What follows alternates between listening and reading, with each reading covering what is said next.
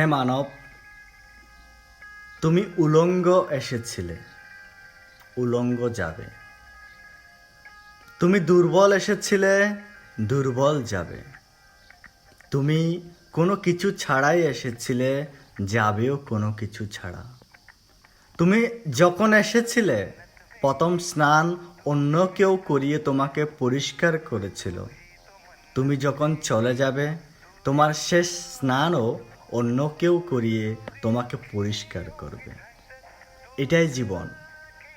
তার মধ্যে এত খারাপ, এত অহংকার, এত হিংস্রতা, এত হিংসা, বিদ্বেষ কেন? একটু ভালো হন, নম্রতা থাকুন, সবার সাথে ভালো ব্যবহার করুন, ভালো কাজ করুন, সৎ পথে চলুন, সৎকর্মে নিয়োজিত থাকুন। যে সময়টুকু আপনার কাছে আছে তা ব্যতীত করিও না, কারণ এই সীমিত সময়েই আপনার জন্য পর্যাপ্ত নয়।